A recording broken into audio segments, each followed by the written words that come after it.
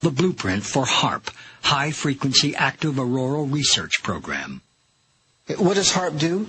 HAARP is a large antenna where we beam radio frequency energy up into the upper atmosphere, and we create on a small scale what the sun normally does. The assignment came that the Navy and the Air Force were to manage the program. Applications discussed in the patents included destroying missiles.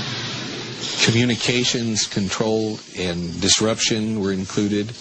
There were some other ideas, both to possibly modify weather and finally to lift a portion of the upper atmosphere further out into space where hopefully it would be able to deflect missile trajectories.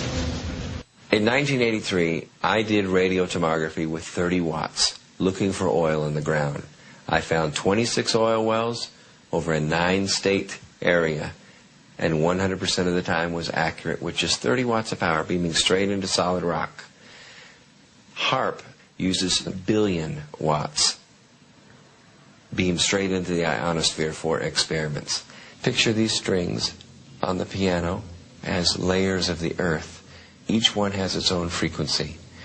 What we used to do is beam radio waves into the ground, and it would vibrate any strings that were present in the ground. We might get a sound back like, and we'd say, that's natural gas. We might get a sound back like, and we say that's crude oil. We were able to identify each frequency. We accomplished this with just 30 watts of radio power. If you do this with 1 billion watts, the vibrations are so violent that the entire piano would shake. In fact, the whole house would shake. In fact, the vibrations could be so severe underground that could even cause an earthquake. Earthquake, earthquake, earthquake, earthquake.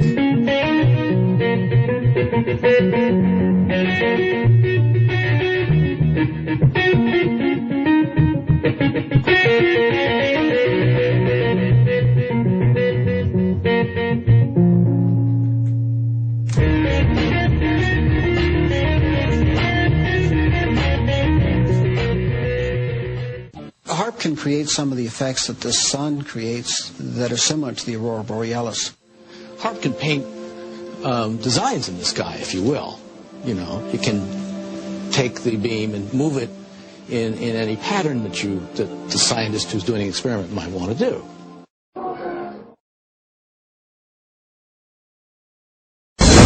The Morrises are experts in non-lethal weapons technology. They are consultants to the Defense Department, CIA, NSA, and world-renowned think tanks.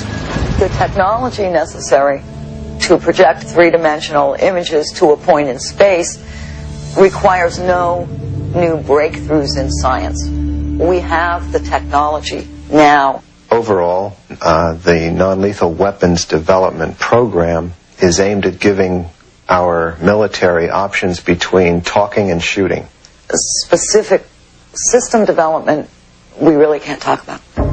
But the Morrises did talk in general about secret military experiments with lifelike 3D projections in the sky called holograms. Holograms on a battlefield would be to divert the attention of the enemy, to deliver propaganda or something very frightening to make the enemy run away if you think that he will believe that what you are sending is really an angel, a devil, a UFO. And where could this type of weaponry be tested? Perhaps not coincidentally, along the US-Mexico border at the Army's electronic proving ground in Fort Huachuca, Arizona. Keep in mind that test facilities like Fort Huachuca in Arizona are electrical optical test beds, and part of what they're testing are the effects of these electro-optical devices on a target population. And the target population may be us. America has to test American equipment in America.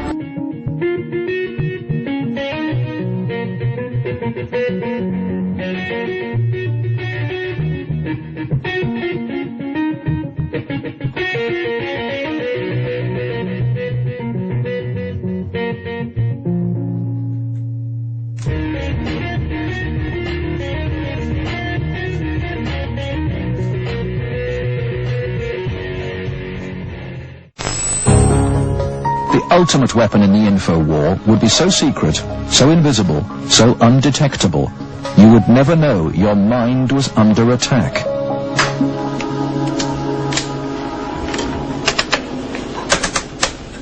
At Laurentian University in Ontario, Canada, a young student is about to undergo one of the strangest experiences of her life. They're hooking Denise's brain up to an electroencephalograph, or EEG machine.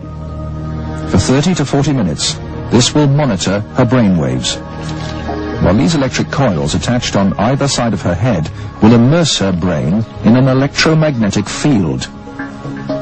Her brain actually completes the circuit between the two coils. The field pulsing through her brain is less powerful than one given off by a digital clock radio, but acutely controlled and focused at specific parts of the brain, it will open Denise's mind to outside suggestion by this man. We're going to do a switch to see if it's right with chemistry. Use your final temper. Dr. Michael Persinger is a professor of psychology and neuroscience. He is designing ways to put the power of mind control to good use. Dr. Persinger's research focuses on brain trauma, and he uses carefully controlled doses of electromagnetic radiation to induce relaxation and alleviate pain. So what Sandra did was to initiate a opiate-releasing pattern. That's a burst-firing field that was stimulated once every 4 seconds.